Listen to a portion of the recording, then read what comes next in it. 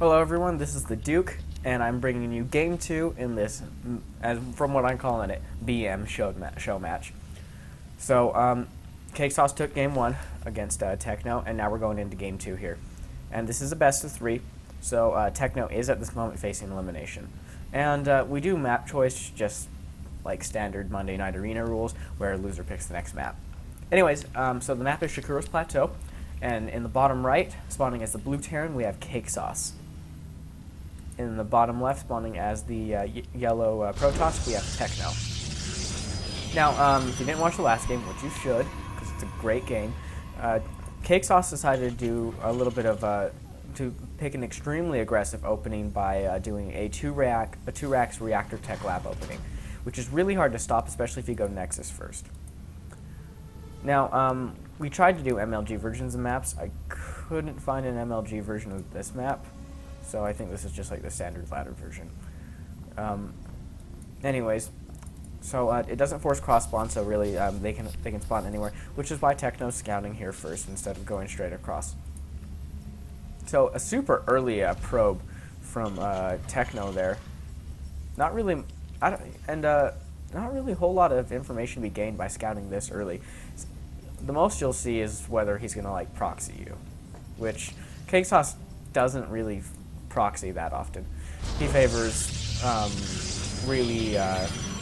really aggressive, really powerful openings rather than something surprising to catch him off guard. Now, TechNo's doing the same standard Protoss opening.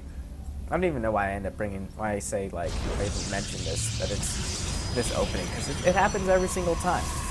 So, anyways, Gateway, Assimilator, and then we'll see the Cybernetics core in, 5 seconds or so. Maybe a little bit less. Okay, it was actually like 8 seconds. Regardless, CakesaucE is about to scout TechNo, and they'll see that he is doing something standard, which kind of begs the question why Terran scout Protoss so early. Maybe Terran should start waiting a little bit later to see what happens, see if that 4 gate is coming or whatnot.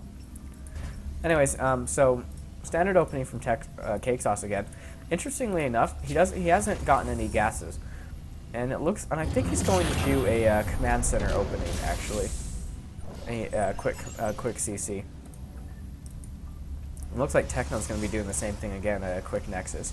And what I've noticed about TechNo's play is he actually favors a greedy style of play, trying to get a quick base before anything bad happens. And this little bit of engagement here, the Zealot almost takes out this SCV, and unfortunately that SCV escapes with 1 life. Good for him. We don't want to have to send any Purple Hearts to that poor SCV's family. So Command Center first opening, and he is about 20 seconds sooner, or quicker, sooner, I don't know. He's about 20 seconds faster on that Command Center, so he is going to be able, especially, and with mules, his economy is going to kick in really quick.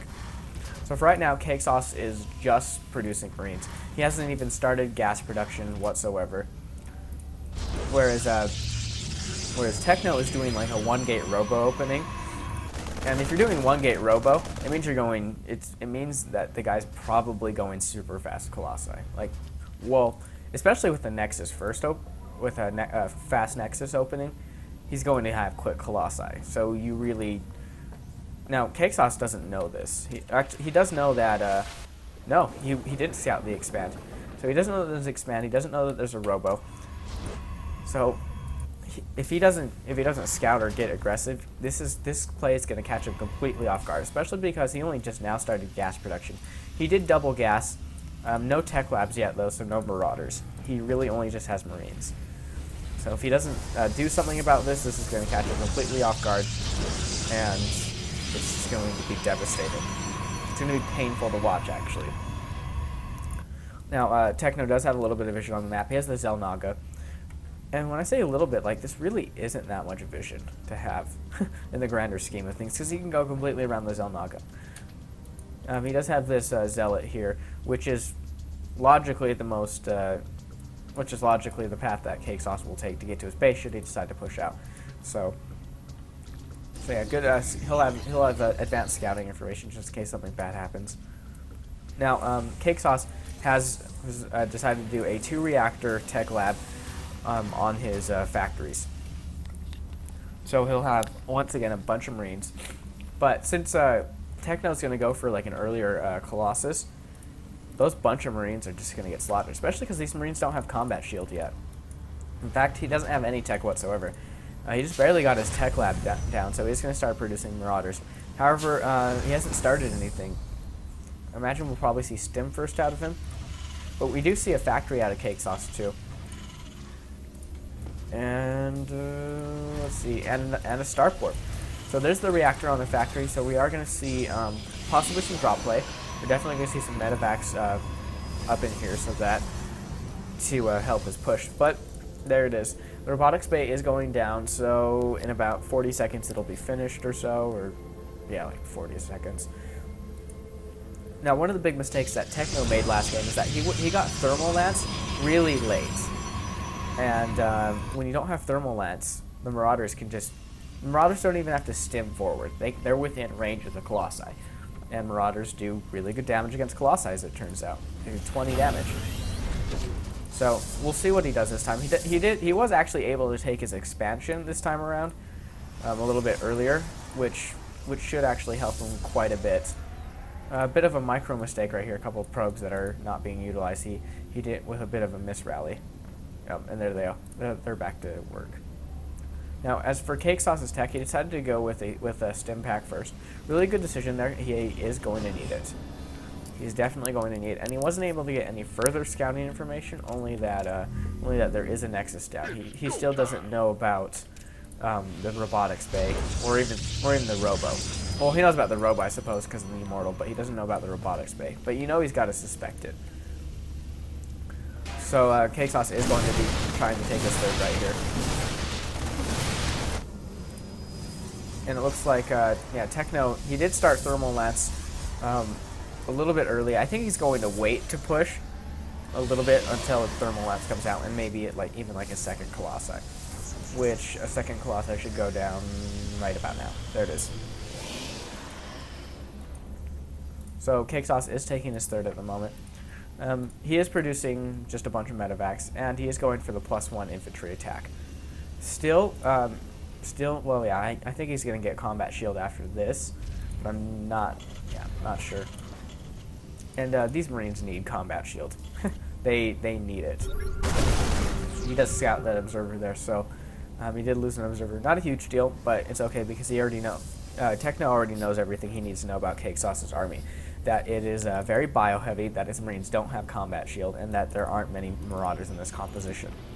Whereas CakesaucE is in the dark. You know, it almost would have behooved him to drop a scan right here, or even into the main, just to have a better idea of what's going on. I know CakesaucE is expecting Colossi, but again, he doesn't exactly know the status of this army. That there are quite a few sentries here, and so these force fields can be used to great effect against these units.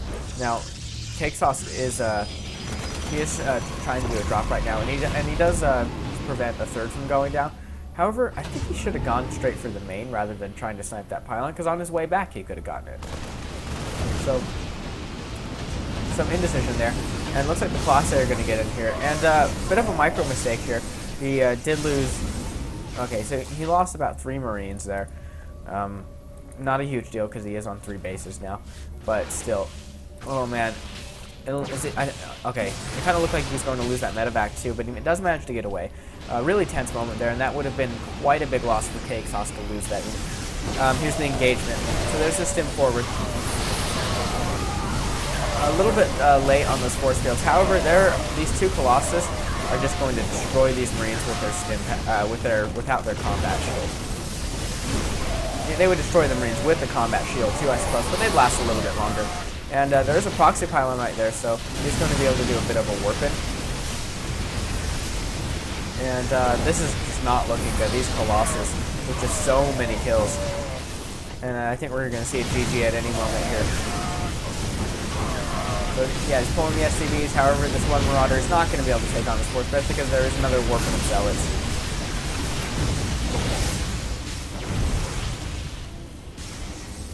And he is just going to be able to stream in. And Colossus OP. They really are bad. Anyway, yeah, would not be surprised to see a GG in any second now. He's trying to hold this, but unfortunately there's just too much going on here. But this is one thing that I like about CakesaucE is he fights to the last unit. He fights until it's like nearly hopeless. Really good for him there.